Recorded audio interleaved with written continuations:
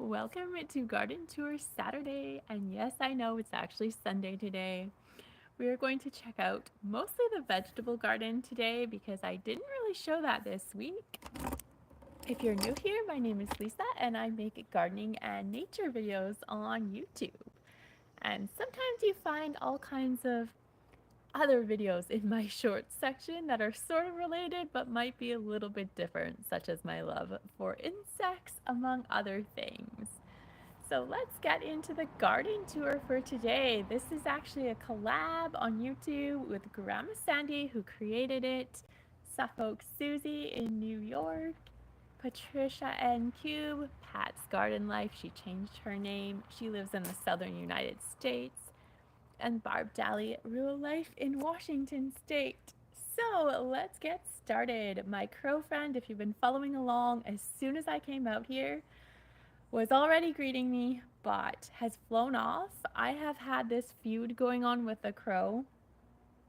Let's just say I didn't feed the crow for over 48 hours. And I do think the crow has, let's just say, formed some opinions about the fact I have not been feeding the crow in the last 48 hours. I do have more food planned. However, there's going to be a whole video about this. But this is a little spoiler. The crow gave me 2 more gifts since this feeding experiment started, and the second gift was the worst gift, in my opinion, that I have ever received. It was a new species of animal. I did film it, but I don't know if I'm going to put it on YouTube because it was so grotesque. But it might come in a very, very, very short segment just to show how unique these gifts are. So we'll see. I do have another plan for the crows, though. We're going to talk about that in a crow video. So let's check out the garden. We're going to check out the vegetables first.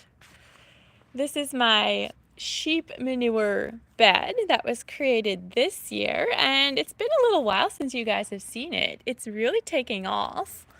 Right in front of you, this is a spaghetti squash that I grew in milk jugs, and it is by far the superstar right now. The leaves are getting quite large. No flowers yet, but that's okay. It still needs to grow a little bit more.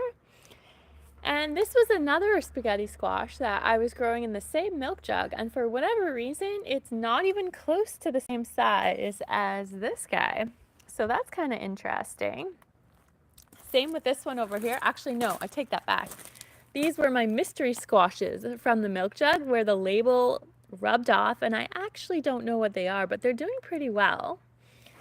And then we have more superstars. These tomatoes are absolutely on fire with growth. I'm not sure why these ones are so much more predominant than most of my other tomatoes. Even in the same bed, they were started, well, these were starter plants and these were different starter plants, but for the most part, these ones look like they're on steroids. And the only thing these guys got was the aged and unaged sheep manure in the whole bed. This was my sheep manure experiment. Doing really well. They do have flowers on them, quite a few flowers actually. I don't know if any of them have been pollinated yet. You see the bees here and there, but they seem to like my garden flowers more than the vegetables. So we'll see. And my beans are just getting a little more growth on them now. I am going to have to create a support structure for these guys. They're mixed with sunflowers, if you're wondering what these are. There are a collection of, this is a bean, and this is a bean, but there's also sunflowers growing right beside them. Now, I was hoping that the sunflowers could potentially be the support system for the beans, but I'm not sure that's going to work out because these are supposed to be a miniature sunflower, and I don't know if they're going to get tall enough. But time will tell. Now, I do have some tragic news to share. If you've been around for a while, I was attempting to grow watermelons here. I've grown them twice in, I think, 11 years successfully. And I have to say, they've all died. These were my watermelon houses that I built. I had one that was just clinging to life, and it is now passed away. I did plant cantaloupe in 2 of these, and that was several weeks ago. They have not sprouted yet. This one has nothing right now. So I haven't decided if I should stick another seed in here, if I should stick a plant in here, put something else in here, or just remove this entirely and let the other vines take over. My whole goal of this garden was to have the whole entire thing covered in green, but I've got a long way to go before that happens. I mean, these vines, they're definitely going to get bigger. There's all kinds of squashes in here. I do still have my honeydew melon is still going. It's a little bit, taking the cold, but it's still going strong. It seems to be more resilient than watermelon, that's for sure. I believe I have 2 honeydew melons. The other one is still going as well. I mean, they could be healthier, but they're still going, so we'll see how it goes. I've definitely had quite a few strawberries from a variety of places in my garden. They are going really well. And let's look over here. A bunch of stuff happening in this bed. This is my garlic. So if you're unfamiliar with garlic, if you've never grown it before, I'm going to teach you about garlic. The entire plant is edible. So the greens are edible at any time, but they taste best when they're very, very tender and fresh. So normally this would be the greens, any of this stuff. You can eat it at any time, but when they first come out, they're the most delectable. Later, the plant forms what's called a scapie, and that's what this is right here. Sort of looks like this is going to be the flower if you let it flower. So I've been eating these. They are great. You can put them in pretty much anything if you're cooking with them. I think a year or 2 years ago, I made a garlic bread specifically with these, and it was so good. So one thing to note about the scapies is they're going to be quite potent. At least that's my experience with eating garlic scapies. Maybe even more so than the bulb itself. They're very strong, and if you love garlic, then definitely indulge in the scapes. I don't know if it's because I put so many in the garlic bread mixture that I created when I pureed all the scapes a few years ago, but it was so potent and delicious. You love scapies. Have you tried them? Or maybe you haven't tried them. They are very good. And then of course the bulb of the garlic is edible. So really the entire plant, minus the roots, is completely edible. So if you grow garlic, don't waste the scapies, don't waste your greens. You've got to eat them at some point. If you're a garlic lover, which I suspect you are if you're actually growing it. And down here I have my lettuces. They're going really strong now, but it's been such a weird growing season. Normally I would have harvested a ton of lettuce by now. I've literally harvested nothing because the weather has been so weird here. From cold to hot to cold to hot. It's like very back and forth with temperatures. So the plants have been taking that in weird ways. Coming this way, this is also a huge success in the garden this season. These are potatoes and they are absolutely on fire with growth. I'm going to just kind of give you a whole overview. They're starting to bloom. I'm going to show you the flowers. 1 or 2 flowers so far. They are absolutely gorgeous. This purple, I did not plan that, but I think it just is going to be so striking when this whole thing is covered in purple flowers with the lavender beside it. That was not planned, but I think it's going to be stunning when it's all a big sea of purple in here. And then this flower, this is not edible, but I think it might be a tick seed, which is a type of flower, very drought tolerant. And it's just about to bloom. It's going to be a whole sea of orangey yellow daisy-like flowers when they start blooming, which is so exciting. And then over here, these are my chives. Now I have eaten a lot of it, even though it doesn't look like it.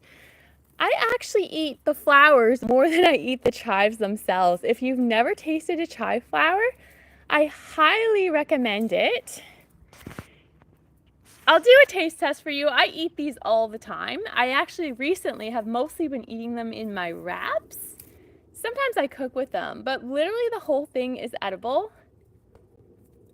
If you're squeamish about insects, go ahead and wash them. But literally, this is like eating an onion, pretty much. I use them instead of onions. I don't buy onions. I didn't even plant onions, although I do have a few that were original to this garden that are growing. Hello, H. I see all your emojis. Welcome to the stream. So if you grow chives, there is no need to buy onions to grow onions. Chives grow so abundantly and they taste just like an onion, maybe better and maybe stronger. They are delicious. I'm going to turn the camera around if I can get the button. There we go. And check this out. This is my fennel, or what I believe to be fennel, original to this garden. It has gone fire with growth. I am so curious what the flowers are going to look like. And you can be sure there's going to be a flower taste test coming if it does flower, which I think it will. So that is exciting. If you're new to this channel, I adore doing edible flower taste tests. I have done many on this channel, and I have several more planned coming soon with some edible flowers I planted. I'm just waiting for them to start blooming. So that is coming soon.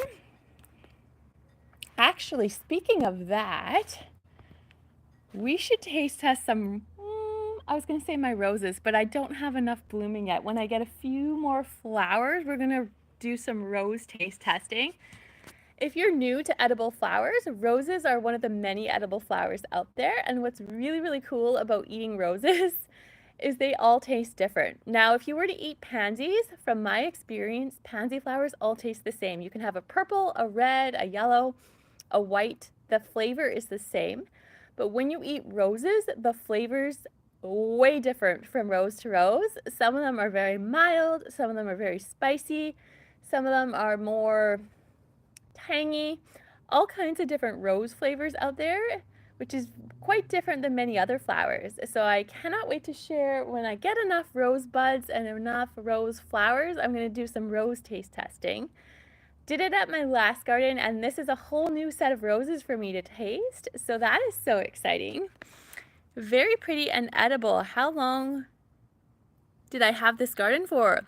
I think we're going on 7 months. I just bought this garden last fall, redid the entire property in the last 7 months, 9,000 square foot lot. So not too long. And guess who has arrived? If you've been around for a while, he is watching me live stream. Hold on, let me zoom in. He has moved. And his buddy is flying in. I think the camera isn't focusing. Oh dear. Now, I'm gonna, full confessions here. I did go to the ocean and nature yesterday to make some video. I wasn't necessarily going to do a full forest bathing video, but it might turn into that. I have over 30 minutes of video. Oh my, this guy, he's telling me, he's giving me a lecture actually, because I'm not giving him water. That's a whole topic. The bird bath is still here, but he's on a water restriction now. So I think he's giving me a little bit of heck for that. And I'm giving him heck for what he left me as my latest gift, which I may put in my next video. It was very gruesome. So we're at a bit of a crossroads, the crows and I, but I wanted to do this. I was going to do it in my crow video, but I'm going to do a little experiment with you guys right here, right now. Now, I finally got a hold of some peanuts in the shell, and these crows have been friending me or unfriending me since I moved in, depending on your perspective. I'm not really sure. We're going to give them a few peanuts on the live stream. I'm going to also put this in my crow video, but different thing I'm planning for that with the peanuts. We're going to see if they have any reaction to it while I'm still doing the live stream. I'm so curious. I don't think they will, but you never know. So this is my enticing plan for the crows. I don't know. There are birds out there. They're always watching, but that looks like a dove to me. I think that the crows have retreated for now, but I'm actually going to see how tame these guys are, how close they're going to get while I'm filming. They don't tend to like the camera very much, but I'm just putting them not too far from the garden, and I'm going to see if they actually are brave enough while I'm live streaming to come and get the peanuts. I have my doubts, but you never know. They've been getting more and more brave, so we'll see. This is like a little peace offer. I've been making them different peace offers, and I don't know if these gruesome things they've been giving me are supposed to be good gifts or are these not good gifts in their eyes. I'm really not sure. They're very gory, the gifts they give. I hope they come for a snack. Well, we will see. I'm not sure how long the live stream's gonna go, but we'll give them some time. I think in my crow video it took around 30 something minutes or maybe 40 minutes before they showed up for their snacks. So we'll see. Fingers crossed they show up. I can hear them. So we'll keep the stream going for a while and see what happens. So these are what I believe to be onions that were original on the property. Hello again, H. And these are California poppies. These are not edible. Actually, the flowers technically are, but don't eat them. They taste terrible. Here's another tomato. This one is actually doing not too bad. These beds do not have any amendments. They don't have sheep manure in them. This is original soil, and some plants are definitely doing better than others here. The tomato is finally taking off, this particular one. It's got some flowers on it. However, right next door in this bed, this tomato is so slow to grow. I'm not sure if it's getting too much shade from the lavender or what the story is. It's growing, but it's just very, very slowly growing. Got some more lettuce here, which is loving its life. Another slow growing tomato over here. Hello, Willow, Vancouver Island hippie chick, a fellow islander is here. Nice to see you. It's been a while, Willow. So this is my rosemary here. And there are strawberries in here. And the great thing about my strawberries is that the ones in this vegetable garden, cross my fingers, we're gonna actually knock on wood. I like all those little superstitious things. The birds either don't know about my strawberries or don't care about them, which is amazing because there are so many birds that visit this garden. Hey girlie, you're up with the birds. Willow, you have no idea. I am naturally a morning person, and by nature, I typically wake up between 4 o'clock and 5 o'clock every morning, regardless of whether I'm working or not. I've always been a morning person, but in the past it was more like 3 o'clock, so I'm actually getting more sleep now, believe it or not, which is a pretty good thing. So here's my strawberries. I might actually eat this one. I've been eating them slightly underripe just in case, because I am wary of the birds. No, we're going to leave it a little bit longer, but they're growing pretty well. I think these are ever-bearing. There's more flowers on them. Now, I thought I had been growing my alpine strawberries, which might be what this is. I haven't seen any yet, which is a little suspicious. So, either the birds have been enjoying them or they're very, very slow to produce those whitish orange berries I had at my last place because I brought them with me. Now, let's talk about my purple mountain spinach. You might think this is a disaster because it looks like it's flowering, but let me tell you, there is no disaster happening here whatsoever. I got this at the grocery store, I think it was mid-spring. I'd never seen it in my life. This is a perennial spinach, and oh my God, is it good. I am raving about my Swiss chard. This is just as good. So this purple mountain spinach is delicious. It doesn't seem so far to get bitter in the heat. We've had a lot of days over 30 degrees Celsius. Bye, Willow. Thanks for stopping by. And the spinach has not gotten bitter at all. I've been putting it in lots of my wraps, a few salads, but I've been eating more wraps than salads lately. And it is so good. I love all the colors. This is like purple. We've got olive leaves. So far it hasn't flowered. It might, and I haven't decided if I should let it flower or if I should cut it off and keep encouraging the leaves. I'm kind of interested to see the flowers. And I'm willing to bet, I haven't researched it, but most likely it is edible. And I'll probably do a taste test if it does flower, because I haven't tasted a Purple Mountain spinach flower before, so I'm really curious. But highly recommend Purple Mountain spinach. So good, so delicious, and so healthy for the body. Coming this way, I have raved about this kind of ugly looking vegetable for quite some time. But this is my Swiss chard, and I love it so much. This is what the leaves look like. You can tell it looks pretty ragged, and that's actually because I've been eating so much of it. And it's also trying to produce flowers.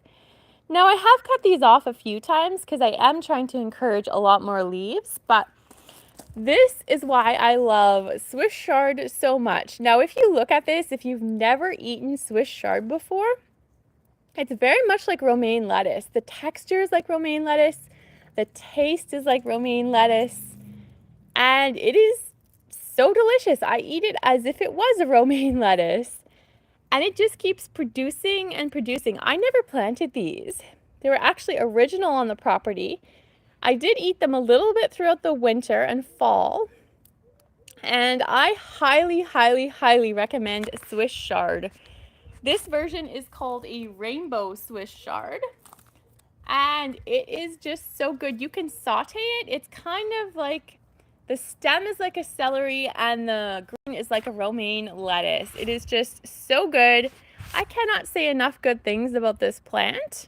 And it's perennial, at least in a zone 7 to 9. Now, some people say we're zone 8, some people say we're 9. Other people are not optimistic and say we're a 7. I don't know what the true zone of central Vancouver Island is, but if you live in this region or something similar, it will probably thrive and do really well in your area. So let's see what else we should check out here. How about the nasturtiums? Oh my God, I love nasturtiums so much. I have them in a few places in this garden. If you're unfamiliar with this plant, nasturtiums are 100% edible. The greens are edible and the flowers are edible.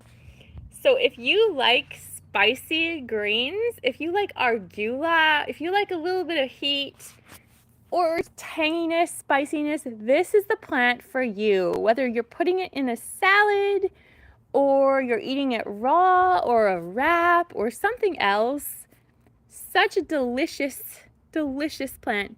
Get a glass of water when you have the chance. Amazing stream. Enjoy the veggies and flowers. I actually do usually bring my water bottle out, but I wasn't anticipating to do a long live stream today, and I wasn't really thirsty today, so I didn't bring it. I don't need a drink yet. We are still waiting for the crows to show up for the peanuts. Fingers crossed. Republic of Pakistan. I know I didn't say that right, but welcome to the live stream. Let's get back to the nasturtiums. These guys are so, so delicious. I'm growing it beside a little bell pepper, which for some reason is not doing very well. I mean, it's green and it has flowers, but it is so slow to grow. I don't know why. But this is one of my favorite plants. I've been putting this in my wraps and salads. Let's do a flower taste test. I know I only have 2 flowers, but just for you guys, I will do a taste test. I do eat these. These are 100% edible. They come in many different colors. At my last property, I did a little mini experiment where I grew different colors, and I feel that they taste pretty similar. So whether you're growing red or orange, they come in more pale, like yellowy tones, as well as 2 tones. They taste pretty similar. It doesn't even really matter what color you get, but let's do a taste test. I did a quick scan for bugs. I've had a lot of comments on my videos about why am I not washing my flowers? Am I not worried about the pesticides, the parasites? Now, I am not worried about parasites. Maybe I should be. I am not. Pesticides are not a problem because I grow all my flowers for the most part from seed. So there's no chemicals. I don't spray anything in my garden. So I don't worry about pesticides and I don't worry about parasites. Now, maybe I should, but I don't. So, oh yeah, it is so good. It's definitely got that spicy, tangy heat. Very delicious. Would be even better in a salad because you get all the other textures and flavors with it, but you can eat it by itself. There is nothing wrong with eating flowers by themselves. What I would love to see, and if anyone has insight into this, let me know, because I've been Googling. I have yet to find any information about this.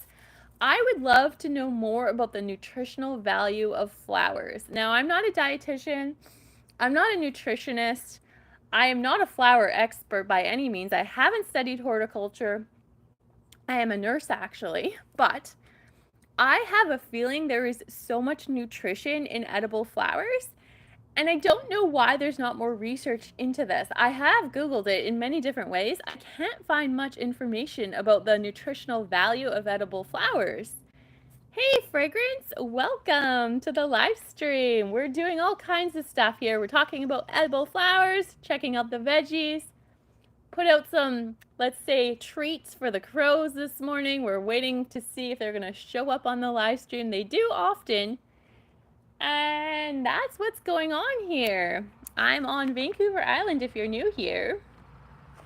So, what else should we check out in the vegetable garden? We have here a little bell pepper that is just struggling, where the pansy plants are on fire with growth. I don't know why there's a difference here. Like, these are grown from seed.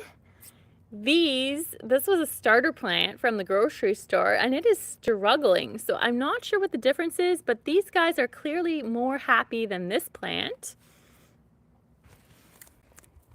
So I think I know what I'm going to show you. We're going to venture over to the raspberries, the loganberries, the fig trees, and possibly some blueberries and the pea plants and see how they're doing. Hi, Fragrance. This is my multi-variety pear tree. Now, it had lots and lots of flowers, but I truly think there's only 3 pears on here. But it was just planted in, I want to say, November of last year, so I'm okay with that. If they ripen, that is a bonus. Coming this way, that is a Desert King fig tree.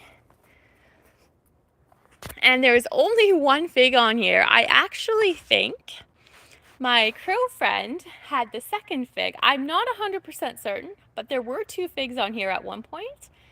And the crows, let me tell you, they eat anything and everything in ways I never imagined. So I do think Mr. Crow friend probably sampled the fig, and I'm happy about that because chances are it was sour, and most likely they won't go for the figs when they're ripe if they had a taste of them when they're sour. So I'm totally okay with them having the sample. This way this is my raspberry loganberry planter. I've eaten a few raspberries, but I have to say I didn't know this. I should have figured it out. Planting in a metal planter means you need a lot more water to water these plants, and I have not been keeping up, unfortunately. I think I lost you guys. I accidentally pressed like 2 buttons, and I all of a sudden went on some other screen, and I was like, oh my god, is the live stream gone? I don't know, but I'm glad it seems to be back. So I was just talking about this raspberry bush, how I think I'm underwatering it. And I think it's related to the metal that I put as a planter. So I'm going to try to beef up my watering a little bit, but they are producing raspberries. I've eaten a few. This one over here has been a pretty good producer, but once again, it's drying out. And my peas are just getting going. I have them in several different places, and I have started eating them. We'll do another little pea sample. I love just snacking in the garden. Oh my god, fresh peas are so good. I think I'm gonna have another one. We'll turn the camera around. These are my sunflowers. They're actually doing pretty well. These are supposed to be miniature sunflowers. Now, I'm not so sure how miniature they are because although sunflowers can be very tall, these guys are pretty short. They're not teddy bears, that's for sure. I've grown teddy bears before. Now, I'm not sure on the specific variety here, but they are supposed to be miniature, so time will tell how big they actually grow to. Coming this way, this is a wallflower mixed with mermaid lavender iberis, and I just love the lavender colors. It is so gorgeous. And over here, we have another Desert King fig tree. Only one fig on here, but that's totally fine. It's a brand new tree, so no complaints. At the back, these are gladioli. They're a mixture of pink and purple. Have not bloomed yet, but I learned that gladioli are edible flowers. So I have never tried them in my life, and I cannot wait to give them a sample. I'll definitely be doing that for you guys when they start blooming. Coming this way, I have not showed this yet on the channel. This is a fuchsia. Now, I thought my fuchsias had all passed away over the winter time. I got a whole bunch of clearance fuchsias in the fall for like crazy prices, like 98 cents Canadian. And I am shocked that they are coming back. So this is what the tag is. We've got a Cape fuchsia, cherry ripe Cape fuchsia. Blooms attract hummingbirds and butterflies. That's the information about it. And I'm a little disappointed because I have not seen a single hummingbird here yet. I was truly thinking that these flowers would attract them, but for some reason, this is not a hummingbird neighborhood for whatever reason. Now, I have to say it might be the crows. The crows are absolutely vicious. The reason I started the crow experiment was because I was getting a single dead bird every single day in my bird bath. Sometimes there were body parts. Sometimes there were partial birds. And it was getting very disturbing. And I had some conversations with various people, and everybody recommended feeding them because you can train them apparently, and they will bring you different things if they like you. So I don't know though, the crows might think that the gifts are actually things I like. I'm not really sure, but I definitely don't like dead creatures in my water every single day. So here is a blueberry bush. It's just starting to get blueberries. These are all new plants, so I can't have a high expectation for them. But the fact that they are producing in the very first growing season, I think is just wonderful. And there are blueberries planted all along here, mixed with ornamental plants. So I think we are going to venture into the rock garden, and I do have something very specific I want to show you there. We'll take a little field trip. That is my California lilac. If you've never seen it, just gets gorgeous blue flowers. The bees love it.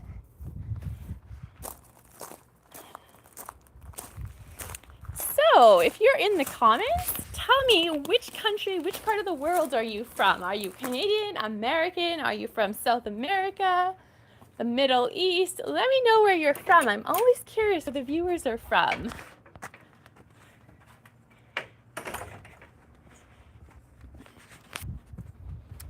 So we are headed out to check out my fig tree that was original to this property. And I want to show you what's growing beside it. So this was my garden experiment. This is another Desert King fig, just like the other ones, but this was already here when I bought the property. And I do believe there's figs on it, but you cannot see them because they're overcrowded by my pea plants. This is an absolute garden success. I really wanted my peas to climb on the fruit trees, and in this section it is doing exactly what I intended them to do. They are so lush and full. I've definitely eaten many peas from these plants, and they have a lot more flowers on them. They are not finished producing yet. There's some peas that I haven't eaten yet. There's a bunch of them. And they're just doing really, really well here. This is definitely something that I'm quite happy with the results. And behind it is my little lavender flower bed. These are Spanish lavenders. And I planted borage. I think it's called borage. It's like a blue edible flower. Now they're not even close to flowering yet. They're very small. These were planted from seeds. So when they do flower, I'm going to do a taste test. I've never tried it before, but they are supposed to be edible. And coming this way, this is my cat-friendly raw garden. You can see I did make some cat art with the stones. And I have lots of things here that I'm trying to attract cats to my garden with. I have to say, the two cats that were coming to my yard, I haven't seen them in quite some time now. I don't know why. They seem to have disappeared. But this was the intention of this garden, was to make it a cat-friendly rock garden with little places where they could leap and suntan and plants that they would enjoy. And I think maybe when the plants get bigger, they'll come back. I don't know. There's a whole bunch of mint in here, and the mint is just doing so well. Actually, let's do a mint taste test. Now, I planted mojo mint, apple mint. I think I did peppermint. I can't remember if I did chocolate mint. I think I did. And I've never actually taste tested the different mints at the same time. I should have brought water with me, but I didn't. You're from Singapore. Welcome. So, I think this might be my mojo mint. I cannot remember, but let's do a taste test. Oh my God, it smells so good.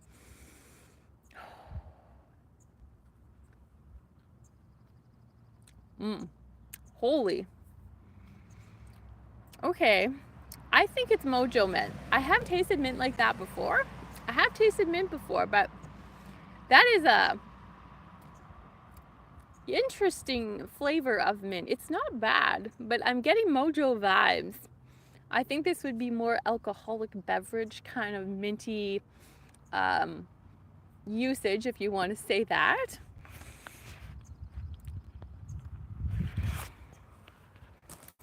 And we're gonna do another one right here. Let's see what this is. Now in a real taste test, I should have brought my water bottle, but I didn't think I was gonna do this today. So let's see how this one goes.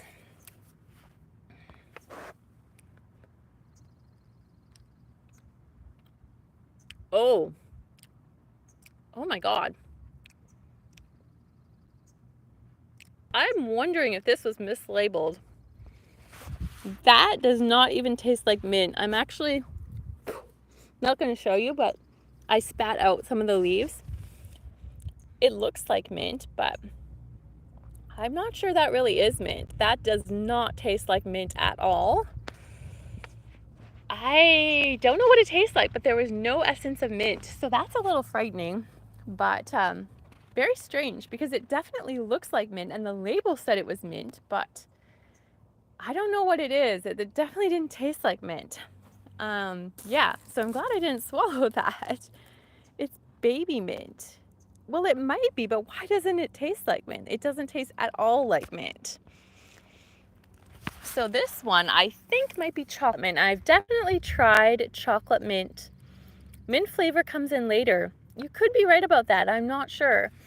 We're going to try this one, which I believe is chocolate mint. And I definitely ate this at my last property. So let's give it a shot.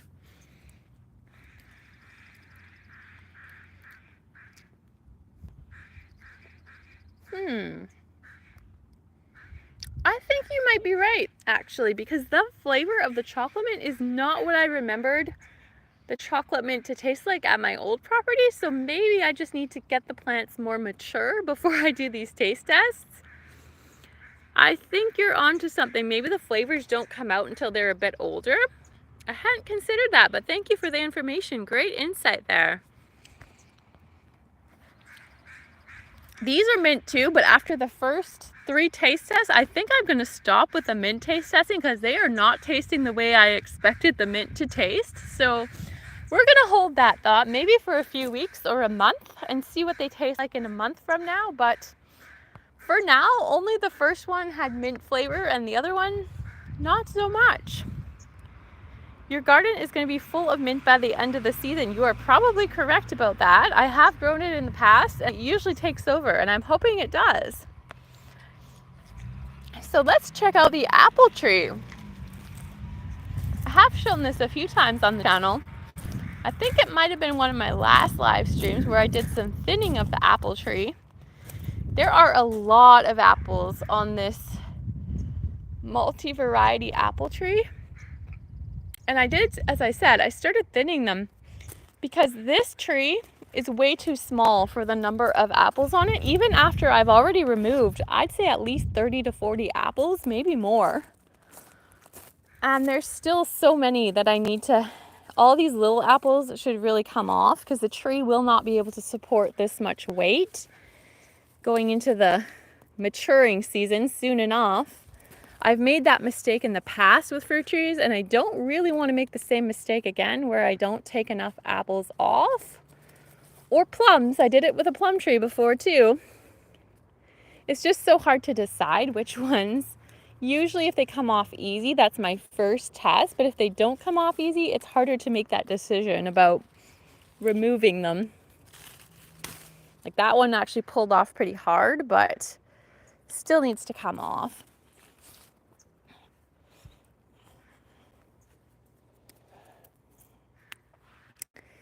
So if you have a fruit tree that is loaded with fruit and it's not very big, this is a really good thing to do because it's going to make your tree healthier. The tree really, if it's young, cannot support like 100 or 200 or however many fruits. It's just not realistic.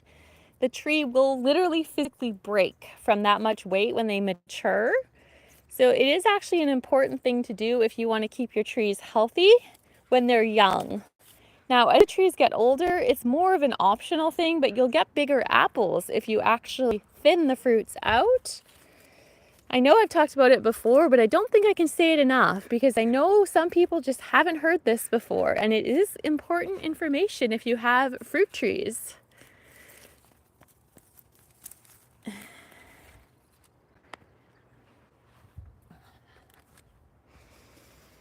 I don't do it all at once, but little by little, I'm definitely reducing the amount of apples on this tree. So the tree can put more energy into the apples that are going to actually produce the best and be the healthiest and make the most juicy, abundant fruits. So that is what we're aiming for here.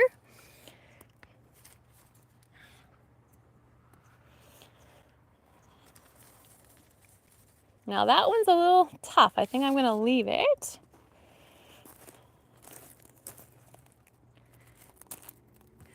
I think we're going to go check out my cactus next. It's kind of a fun thing that's growing in the garden. These are California poppies. All of the orange flowers that you see, they're not open yet because at this time it's only 8:10 in the morning. And the sun isn't really fully out yet, so the flowers will open towards afternoon. Mickey Bloom, your garden is going to be full of mint. Sheesh, that thing is going crazy. Yes, it is, definitely. This is a really beautiful plant. I believe it's called Spirea, and I never say the name right. I've made recorded videos about it. I always get comments talking about how I butcher the pronunciation. I don't know how to pronounce the name of the plant. But I love the colors, the pinks, the oranges, the lime green. It is so gorgeous. These are absolutely stunning in bouquets. I just got to show you the bee.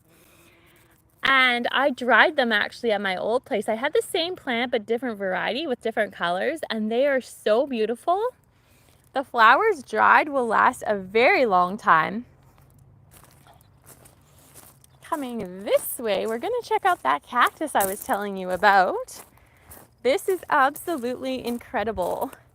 So I'm on Vancouver Island, and this is not a desert climate at all. This is a rainforest. And I'm growing a cactus outside in my rock garden. Now, this cactus was a gift from my neighbor down the street. When I moved here, he saw the rock garden and asked if I wanted some cactus. And I said, of course, absolutely. And it started out with one petal. This is all new growth in the last month and a half or so. I cannot believe how well it is growing.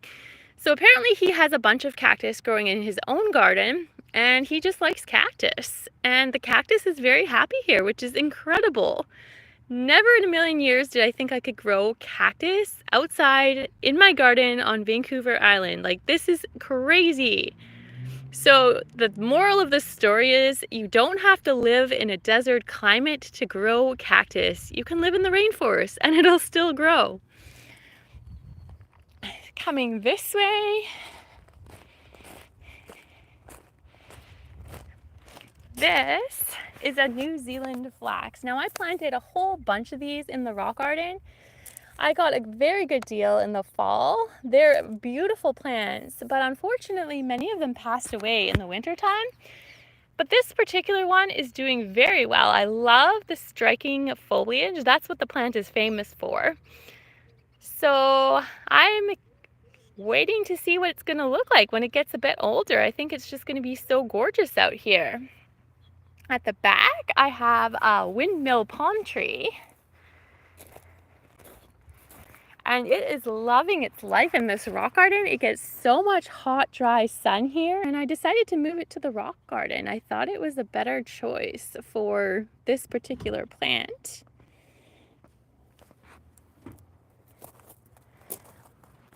And we're just gonna flip around here. If you're new here, I'm gonna show you my rock delight in creating different looks with rocks. And look who has arrived, watching the live stream from above, the crow friend. Now, I wonder if he grabbed a peanut while we were out of a vegetable garden, because we had put those peanuts a little while ago at the beginning of the stream. And I don't know, he didn't have one in his beak, but we're gonna check in a little bit and see if there's evidence of any peanut eating. So this is my little rock art in this garden. And I've got a little heart over here, and a much bigger unintentional heart was created over here.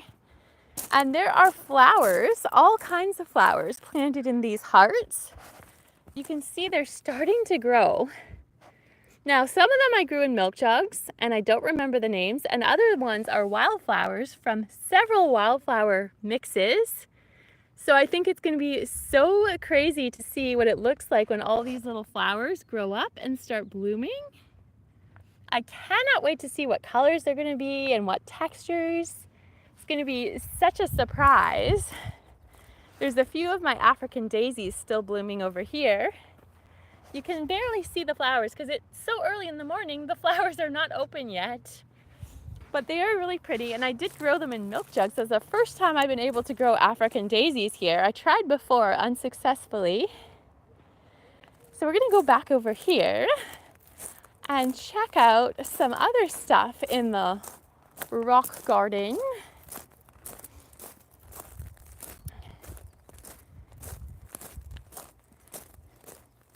We're gonna check out some poppy flowers actually. These are my absolute favorite poppies. I've been growing poppies, I'm going to say, for close to 10 years. I've grown many different varieties.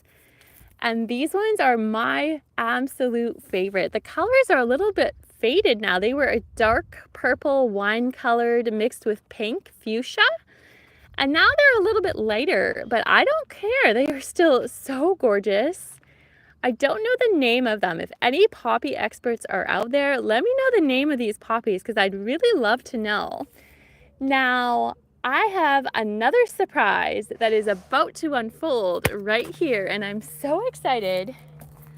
I think this might be a peony poppy. I have grown these in the past. It's been quite a few years. But this is what it's giving me the vibes of peony poppy. This looks so similar to what I grew years ago, which I did believe was a peony poppy. Now, they look just like real peonies, except technically they're poppies, which is so cool. I cannot wait for this to open. I will definitely show you guys when it opens because I am so excited. I have a few of them growing here, so this is going to be really neat to see what they look like. And we've got, oh, wow, this is incredible. I didn't know this. Another flower has opened. Now this looks a little similar to this to me, but a little bit different. This is so gorgeous. I love the center. The colors are giving me vibes like that one, but I actually think this is a different flower. Similar variety, but not the same. So gorgeous. And some little pansies are still blooming there. We're gonna come over this way. More California poppies that are not open right now because it's too early in the morning. And I think I'm gonna go and show you my baby Japanese maple actually that I transplanted from under my deck. I don't remember if I've actually showed you guys this yet. It's a little tiny little maple tree. And I transplanted it out here into the rock garden. I think it's from down the street. I think the neighbor has a similar one, and one day it'll be a beautiful tree. Hi, most of us have window gardens. Oh, nothing wrong with that. Container gardens are awesome. So we're gonna go and check out the peanuts and see if there's any evidence that the crows have returned to have a sample of the peanuts. Now, I think they haven't. I think I would have seen them with the peanut in the beak when they flew by. So cute, the maple tree. It is a cute little tree. I love these little mini trees that sprout themselves where nature intended them to grow. Let's check out the piles of peanuts. I must say, when I put kitty treats out for these guys, they are gone within like an hour. So, let's see. Well, oh, you guys, I think they were here. Either that or it came out of the bag, but I suspect somebody was here. Because to me, that is evidence right there.